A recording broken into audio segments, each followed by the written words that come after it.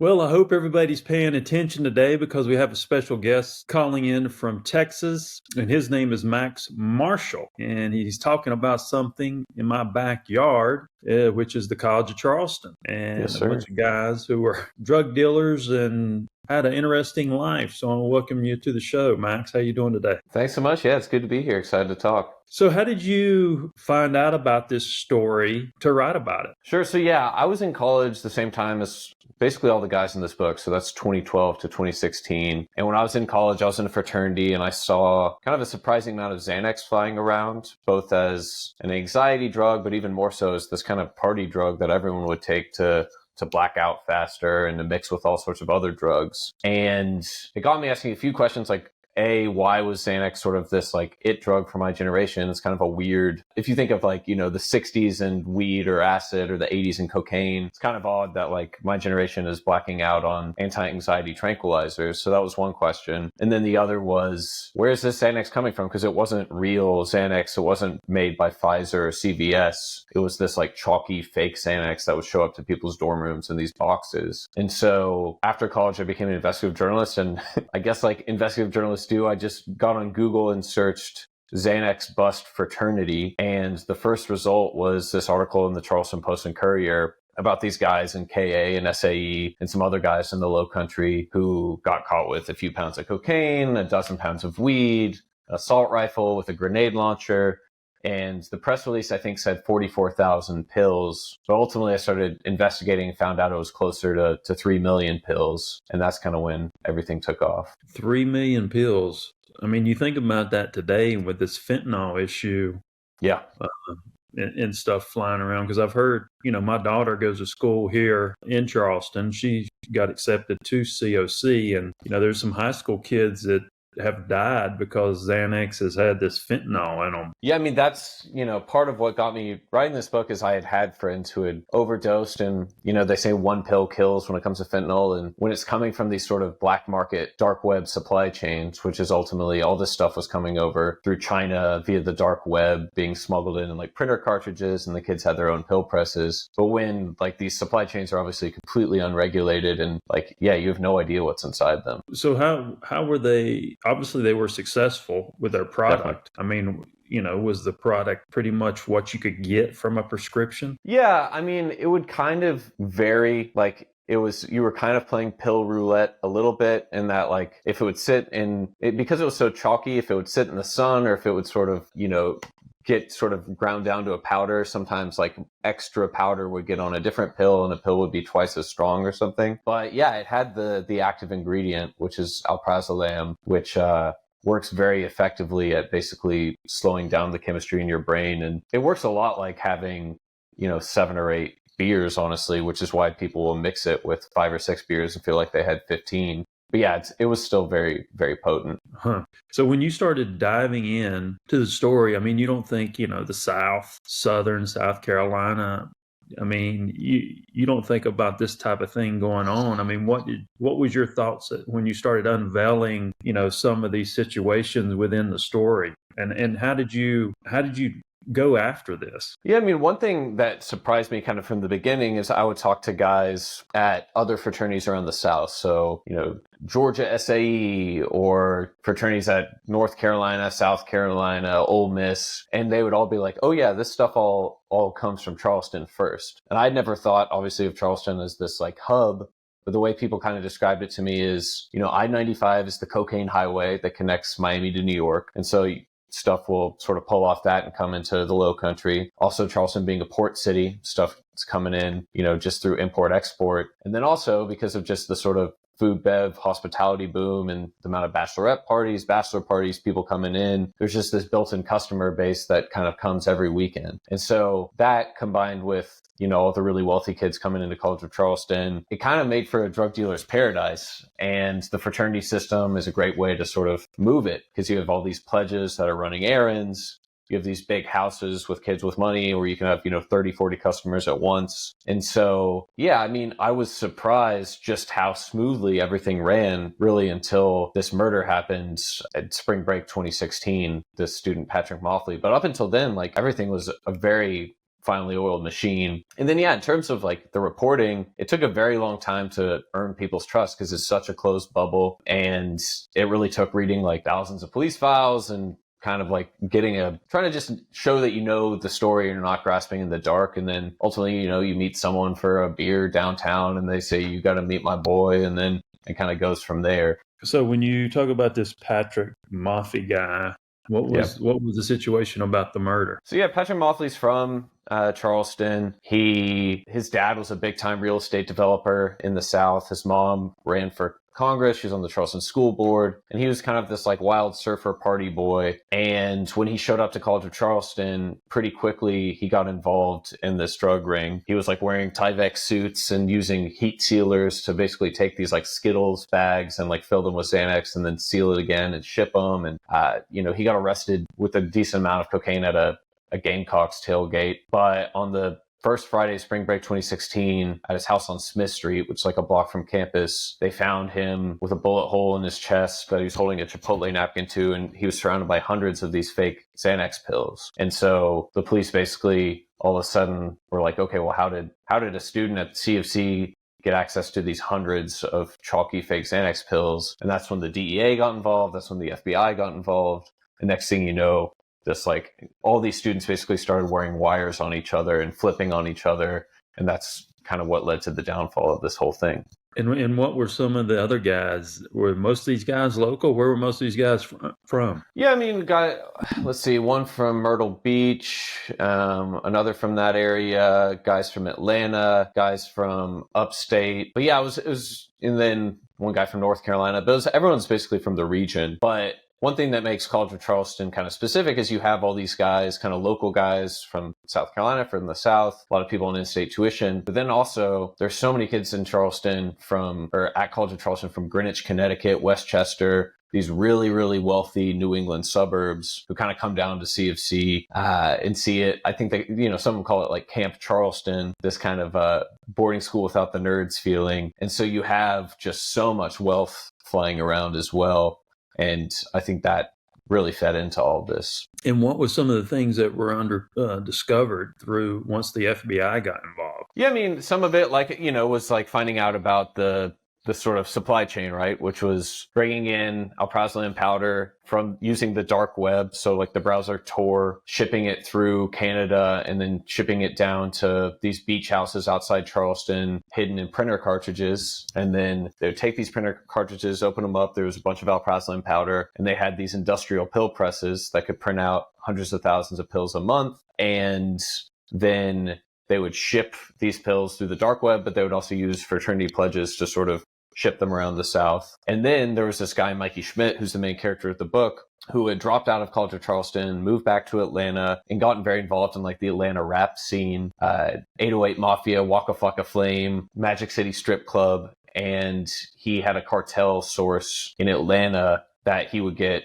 cartel quality cocaine from, and then sort of bring it to all these fraternity houses around the South, swap it for the Xanax pills, and then take the Xanax around the South as well. So sort of this cycle involving China, Mexico, Atlanta, Canada, Charleston, and all sorts of other places too. A lot of fraternity houses. Now, this was this Patrick guy? Patrick was involved in the drug ring, but the guy in Atlanta was, his name was Mikey Schmidt. Mikey Schmidt. Yeah. So was he the leader of this thing, or? Well, it's like, as much as the police wanted to make it look like it was sort of a drug ring that you could put all the photos and draw the arrows. In some ways, it was more like Herbalife for Cutco or Mary Kay or some multi-level marketing network, or, depending on how you feel about those things, pyramid scheme where like you had multiple people with pill presses, multiple people with dark web accounts, all sorts of different distribution networks. And it was basically, you could buy, 1 million pills for a few cents a pill, charge 10,000, sell 10,000 pills for 50 cents a pill. But then by the time you were selling it to a kid in a CFC dorm or,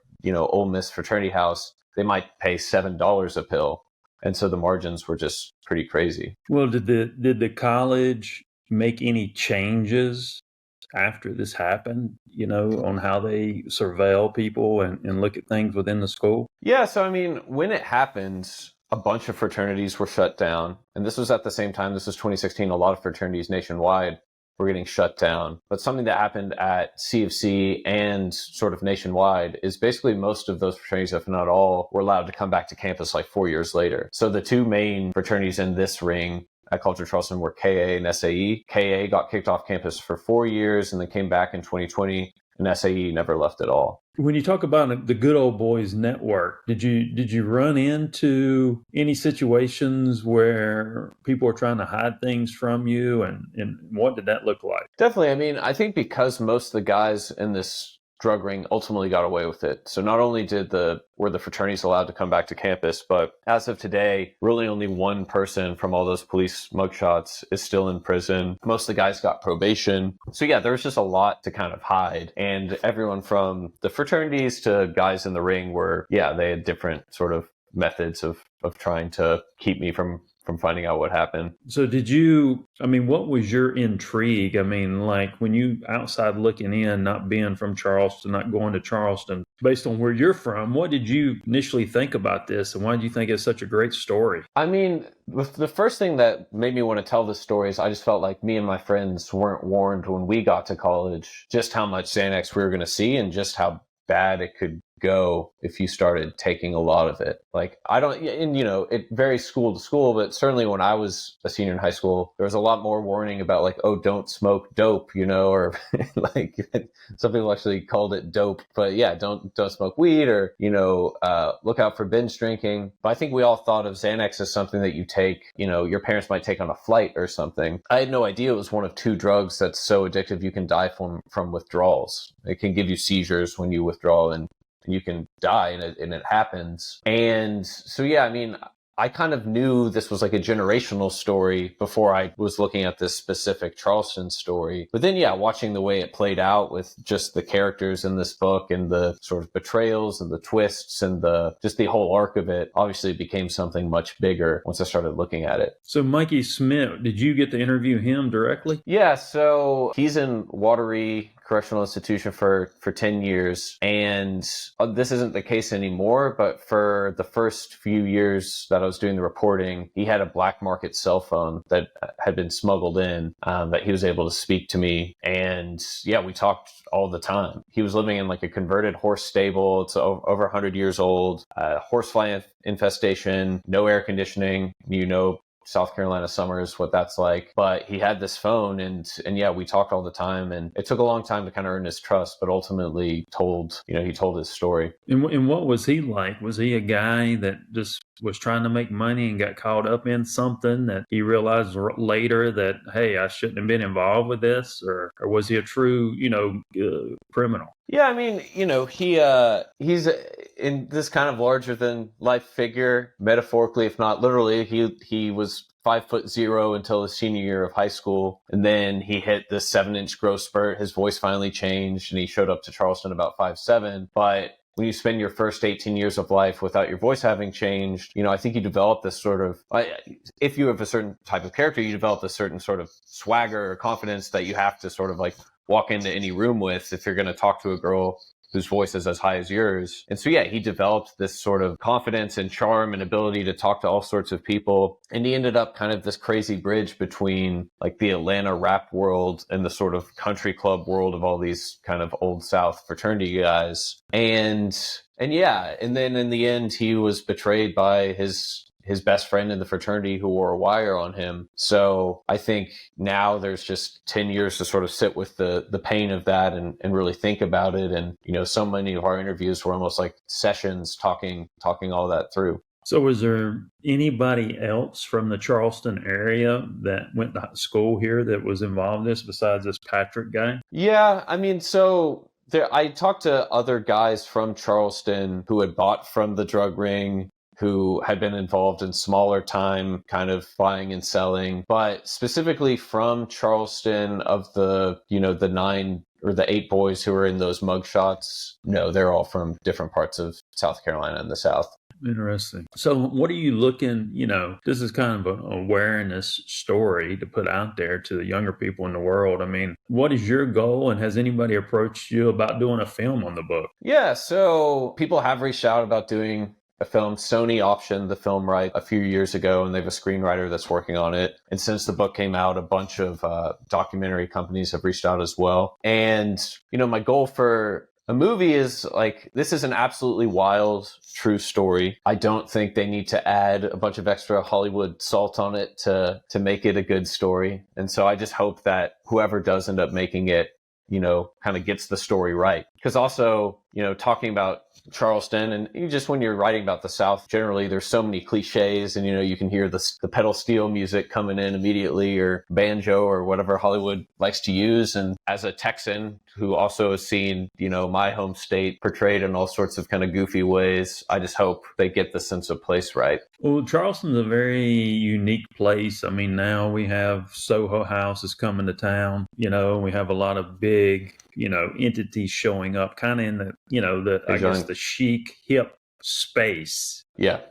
Do you think that Charleston operates kind of in its own world in a way, kind of its own city type? Definitely. I mean, I can't really, there are cities that are sort of like Charleston. I mean, I guess some Savannah or something, but like ultimately, I can't think of any city on earth that's exactly like Charleston. It's this kind of crazy place where sort of the charm of the Deep South and the sort of history of almost New England meet. And I think there's a reason people all up and down the Eastern Seaboard go there. It's like, I've never seen a place that's as well preserved as it. I've also never, there are other cities that people go and like to party, obviously. You got New Orleans, or you got Austin, you got Nashville, but it really is this sort of, I'm sure you hear this all the time if you tell people from out of state that you're from Charleston. I'm sure so many people are like, oh, I've had a crazy weekend in Charleston, or, oh, I had this golf weekend that got away from me in Charleston, or, oh, like this bachelorette party that spun out of control in Charleston. And so it's just this kind of wild combination of one of the most beautiful cities on earth, really, and this place where people really go to have a pretty wild time. Very, very interesting. Was there any other like unique pieces of the story that stood out to you that maybe we didn't touch on? I mean, I'm trying to think. I mean, like, it goes kind of deep into the sort of fraternity life that's going on at these schools. Like, I talked to a kid who got waterboarded during his hazing. And, I think just trying to also show how this stuff really works from the inside. Like, I was in a fraternity, basically everyone in my life was in fraternities. So like trying to give that sort of insider's guide to this sort of secret society that a lot of people only know the cliches about. So that's also a big part of the book. But yeah, I'm really happy to answer any questions you have. So when you think about this, you wrote a book. Is this your first book you've written? Yeah, it is. Yeah. So yeah, I just turned 30 this year, and yeah, the book came out last month. Now, is this your career? Since college, I've worked as a journalist, investigative journalist. My first few years out of college, I was paying for life by tutoring really wealthy like prep school kids in New York, and was doing like album reviews on the side. But eventually, yeah, worked my way up to this, and this is the first book. What's on tap for your next book?